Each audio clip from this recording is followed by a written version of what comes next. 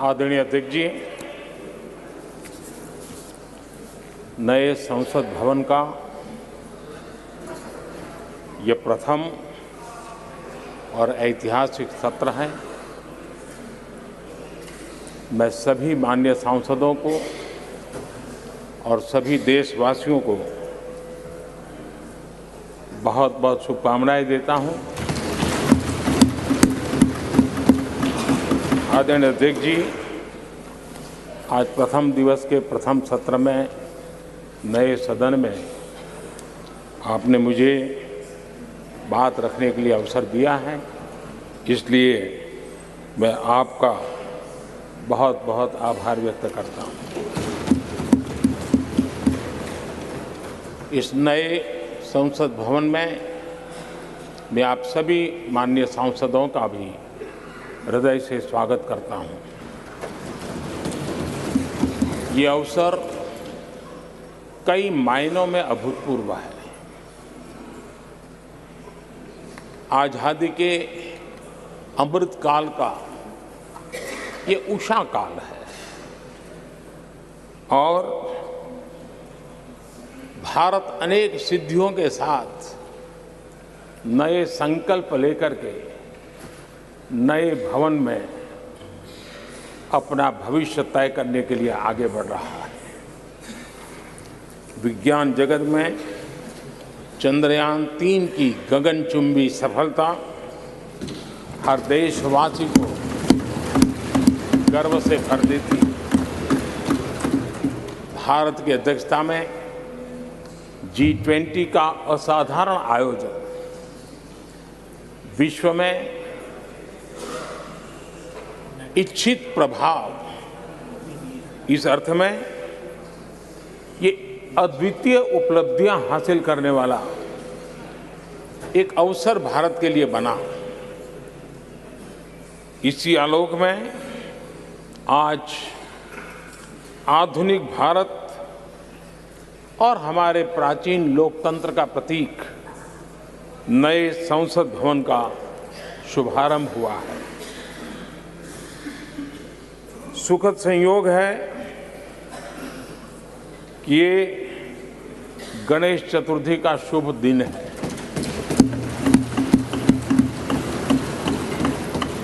गणेश जी शुभता और सिद्धि के देवता है। गणेश जी विवेक और ज्ञान के भी देवता है। इस पावन दिवस पर हमारा ये शुभारंभ संकल्प से सिद्धि की ओर एक नए विश्वास के साथ यात्रा को आरंभ करने का है। आजादी के अमृतकाल में हम जब नए संकल्पों को लेकर के चल रहे हैं, तब अब जब गणेश चतुर्थी का पर्व आज है, तब लोकमान्य तिलक की याद आना बहुत स्वाभाविक है। आजादी के आंदोलन में लोकमान्य तिलक जी ने गणेश उत्सव को एक सार्वजनिक गणेश उत्सव के रूप में प्रस्तावित करके पूरे राष्ट्र में सुराज्य की आहलेख जगाने का माध्यम बनाया था। लोकमान्य तिलक जी ने गणेश पर्व से सुराज्य की संकल्पना को शक्ति दी। उसी प्रकार से आज ये गणेश चतुर्थी का पर्व लोकमान्य तिलक जी ने स्वतंत्र भारत स्वराज्य की बात कही थी। आज हम समृद्ध भारत गणेश चतुर्थी के पावन दिवस पर उसकी प्रेरणा के साथ आगे बढ़ रहे हैं। सभी देशवासियों को इस अवसर पर फिर एक बार मैं बहुत बहुत बधाई देता हूं। आदरणीय अध्यक्ष जी, आज संवत्सरी का भी पर्व है। ये अपने आप में एक अद्भुत परंपरा है। इस दिन को एक प्रकार से क्षमा वाणी का भी पर्व कहते हैं। आज मिच्छामि दुक्कड़म कहने का दिन है। ये पर्व मन से, कर्म से, वचन से अगर जाने अनजाने किसी को भी दुख पहुंचाया है तो उसकी क्षमा याचना का अवसर है।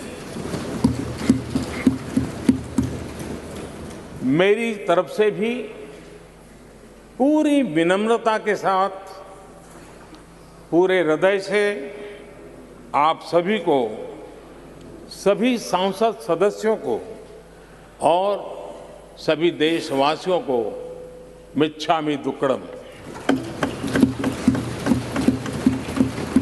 आज जब हम एक नई शुरुआत कर रहे हैं तब हमें अतीत की हर कड़वाहट को भुलाकर आगे बढ़ना है। इस स्पिरिट के साथ जब हम यहां से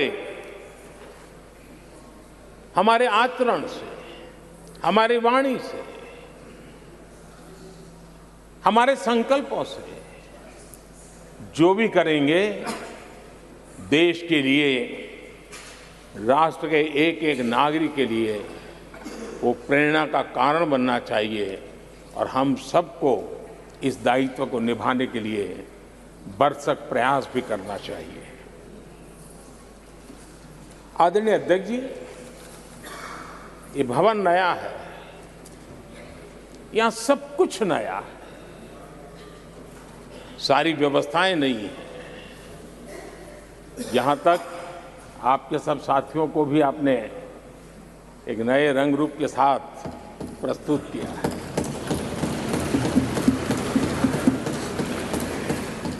सब कुछ नया है, लेकिन यहां पर कल और आज को जोड़ती हुई एक बहुत बड़ी विरासत का प्रतीक भी मौजूद है। वो नया नहीं है, वो पुराना है और वो आजादी की पहली किरण का स्वयं साक्षी रहा है जो आज अभी हमारे बीच उपस्थित है। वो हमारे समृद्ध इतिहास को जोड़ता है और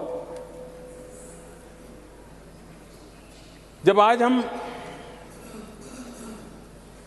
नए सदन में प्रवेश कर रहे हैं,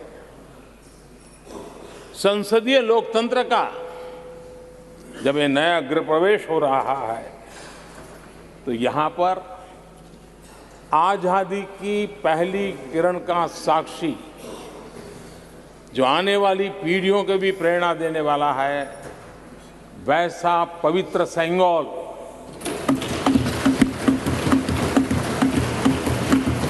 और ये वो सेंगोल है जिसको भारत के प्रथम प्रधानमंत्री पंडित नेहरू का स्पर्श हुआ था। ये पंडित नेहरू के हाथों में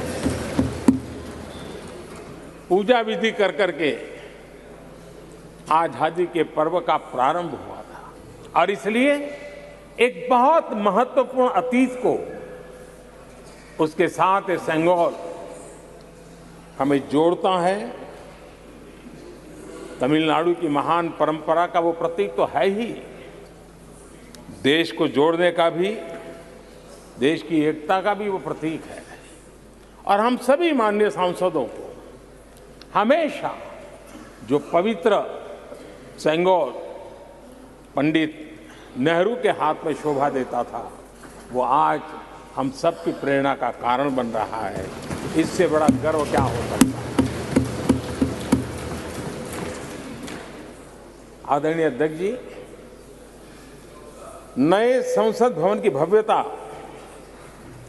आधुनिक भारत के महिमा को भी मंडित करती है।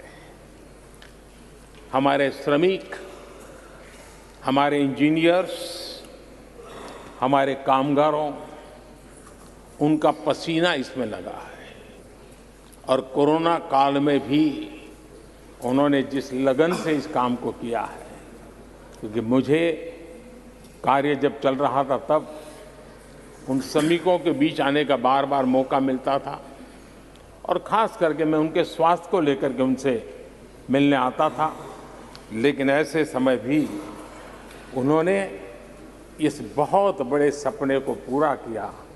आज मैं चाहूँगा कि हम सब हमारे उन श्रमिकों का, हमारे उन कामगारों का, हमारे इंजीनियर्स का हृदय से धन्यवाद करें, हृदय से, क्योंकि उनके द्वारा निर्मित भावी पीढ़ियों को प्रेरणा देने वाला है।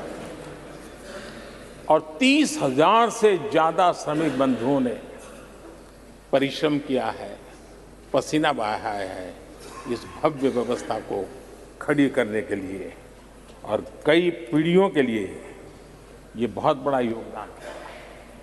माननीय अध्यक्ष जी, मैं उन श्रमयोगियों का नमन तो करता ही, लेकिन एक नई परंपरा का प्रारंभ हो रहा है, इसका मुझे अत्यंत आनंद है। इस सदन में एक डिजिटल बुक रखी गई है, जिस डिजिटल बुक में उन सभी श्रमिकों के पूरा परिचय इसमें रखा गया है, ताकि आने वाली पीढ़ियों को पता चलेगा कि हिंदुस्तान के किस कोने से कौन श्रमिक ने आकर के इस भव्य इमारत को, यानी उनके पसीने को भी अमरत्व देने का प्रयास इस सदन में हो रहा है। ये एक नई शुरुआत है, शुभ शुरुआत है और हम सब के लिए गर्व की शुरुआत है। मैं इस अवसर पर 140 करोड़ देशवासियों की तरफ से, मैं इस अवसर पर लोकतंत्र की महान परंपरा की तरफ से हमारे इन श्रमिकों का अभिनंदन करता हूं। आदरणीय अध्यक्ष जी, हमारे यहां कहा जाता है यत् भावो तद् भवति, और इसलिए हमारा भाव जैसा होता है वैसे ही कुछ घटित होता है। यद् भावो तद् भवति, और इसलिए हम जैसी भावना करते हैं और हम जैसी भावना करके प्रवेश किया है, मुझे विश्वास है भावना भीतर जो होगी हम भी वैसे ही खुद भी बनते जाएंगे, और वो बहुत बड़ी स्वाभाविक है। भवन बदला है, मैं चाहूंगा भाव भी बदलना चाहिए, भावना भी बदलनी चाहिए।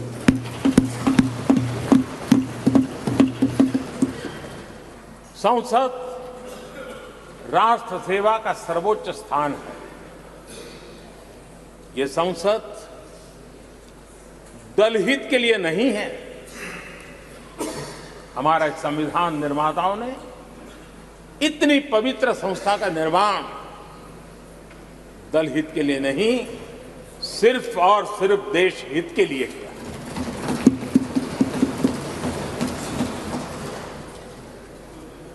नए भवन में हम सभी अपने वाणी से, विचार से, आचार से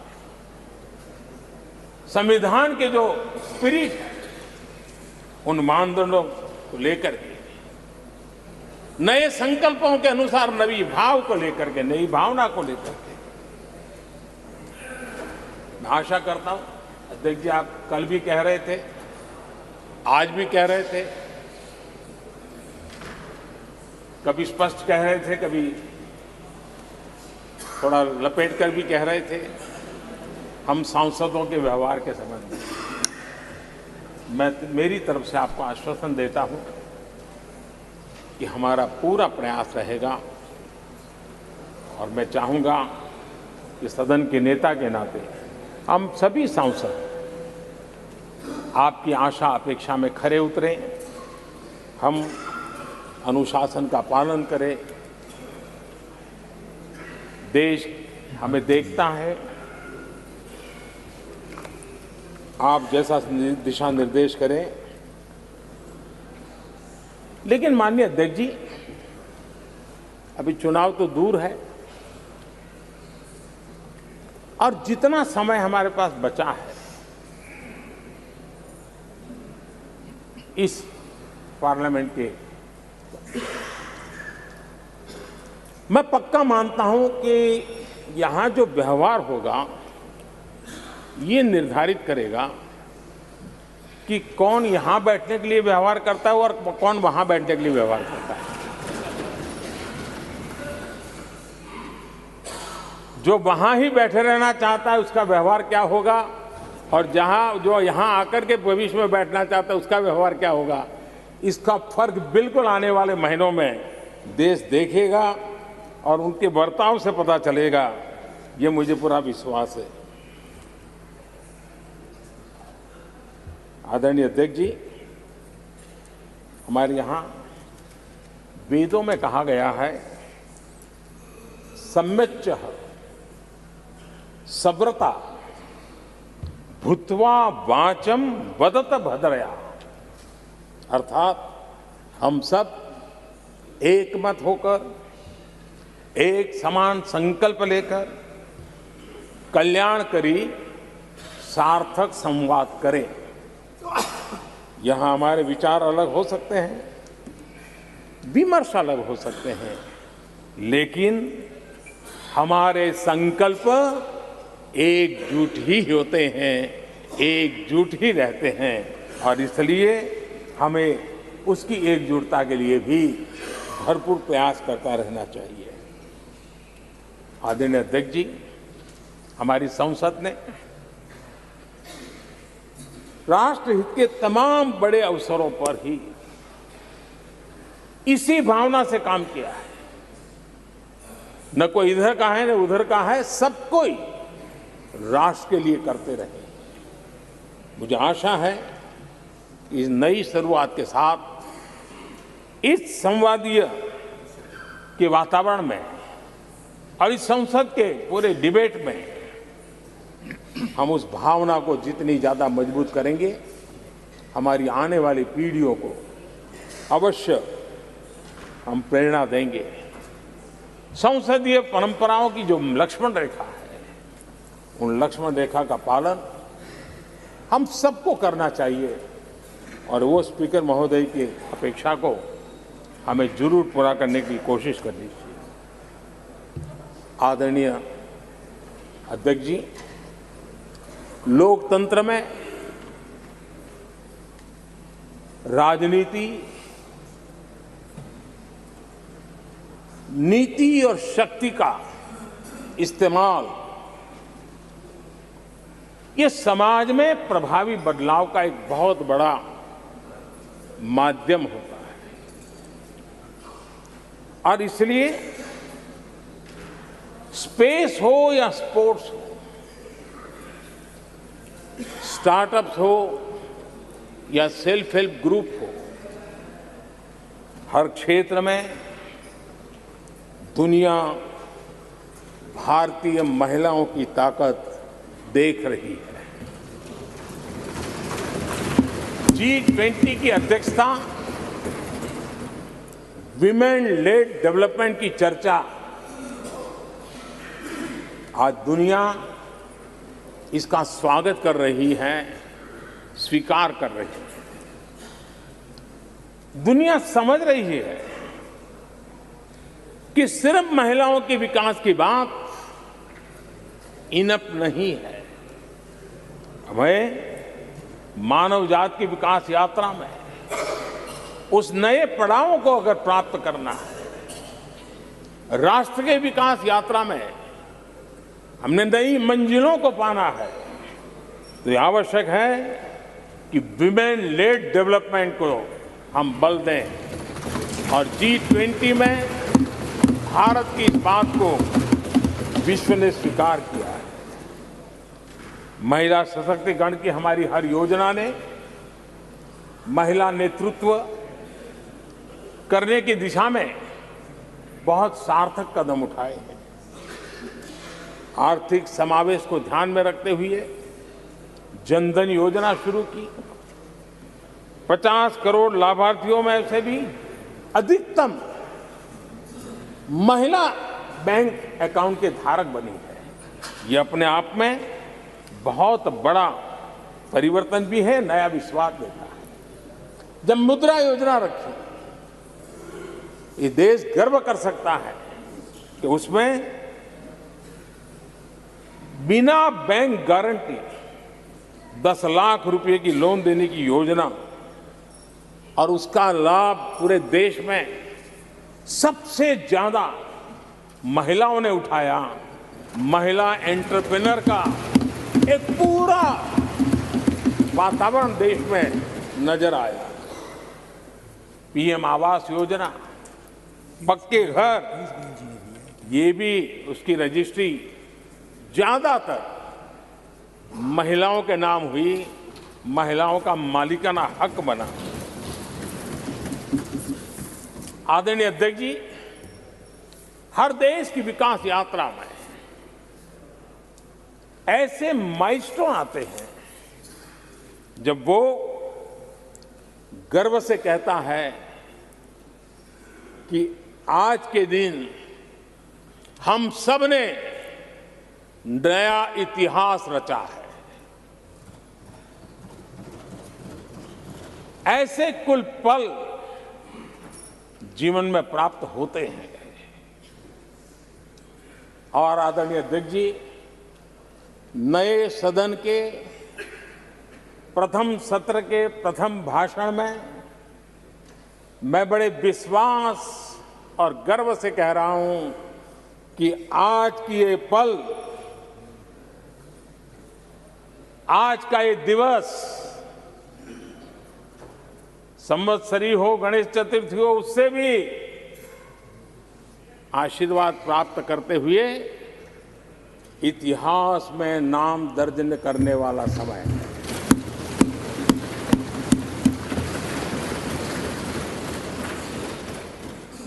हम सब के लिए पल गर्व की पल है। अनेक वर्षों से महिला आरक्षण के संबंध में बहुत चर्चाएं हुई हैं, बहुत वाद विवाद हुए हैं। महिला आरक्षण को लेकर संसद में पहले भी कुछ प्रयास हुए हैं। 1996 में इससे जुड़ा बिल पहली बार पेश हुआ था। अटल जी के कार्यकाल में कई बार महिला आरक्षण का बिल पेश किया गया, कई बार, लेकिन उसे पार कराने के लिए आंकड़े नहीं जुटा पाए और उसके कारण वो सपना अधूरा रह गया। महिलाओं को अधिकार देने का, महिलाओं की शक्ति का उपयोग करने का वो काम, शायद ईश्वर ने ऐसे कई पवित्र काम के लिए मुझे चुना है।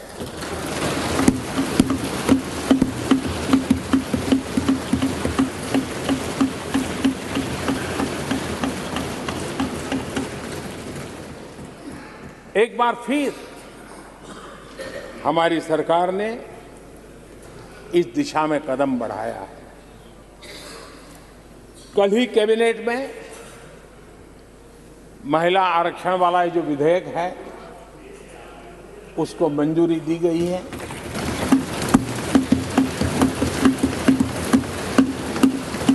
आज 19 सितंबर की ये तारीख इसीलिए इतिहास में अमरत्व को प्राप्त करने जा रहे हैं। आज जब महिलाएं हर सेक्टर में तेजी से आगे बढ़ रही हैं, नेतृत्व कर रही हैं, तो बहुत आवश्यक है कि नीति निर्धारण में, पॉलिसी मेकिंग में हमारी माताएं, बहनें, हमारी नारी शक्ति अधिकतम योगदान दें, ज्यादा से ज्यादा योगदान दें। योगदान ही नहीं, वे महत्वपूर्ण भूमिका निभाएं। आज इस ऐतिहासिक मौके पर नए संसद भवन में सदन की पहली कार्यवाही के रूप में उस कार्यवाही के अवसर पर देश के इस नए बदलाव का आह्वान किया है और देश की नारी शक्ति के लिए सभी सांसद मिलकर के नए प्रवेश द्वार खोल दें, इसका आरंभ हम इस महत्वपूर्ण निर्णय से करने जा रहे हैं। विमेन लेड डेवलपमेंट के अपने संकल्प को आगे बढ़ाते हुए हमारी सरकार आज एक प्रमुख संविधान संशोधन विधेयक प्रस्तुत कर रही है। इस विधेयक का लक्ष्य लोकसभा और विधानसभाओं में महिलाओं की भागीदारी का विस्तार करने का है। नारी शक्ति वंदन अधिनियम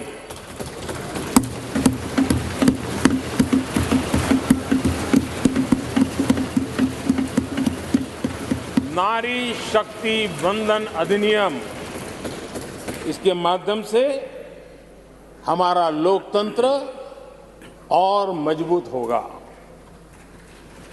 मैं देश की माताओं, बहनों, बेटियों को नारी शक्ति वंदन अधिनियम के लिए बहुत बहुत बधाई दूंगा। मैं सभी माताओं, बहनों, बेटियों को आश्वस्त करता हूं कि हम इस बिल को कानून बनाने के लिए संकल्पबद्ध है।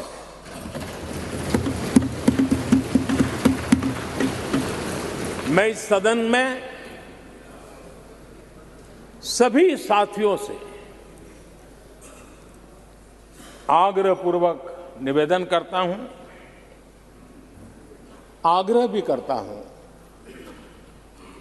और जब एक पावन शुरुआत हो रही है, पावक विचार हमारे सामने आया है, तो सर्वसम्मति से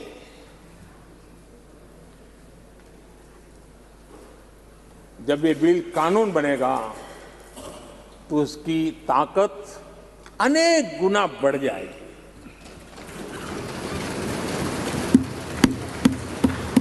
और इसलिए मैं सभी माननीय सांसदों से, दोनों सदन के सभी माननीय सांसदों से इसे सर्वसम्मति से पारित करने के लिए प्रार्थना करते हुए आपका आभार व्यक्त करता हूं कि इस नए सदन के प्रथम सत्र में मुझे आपने मेरी भावनाओं को व्यक्त करने का अवसर दिया।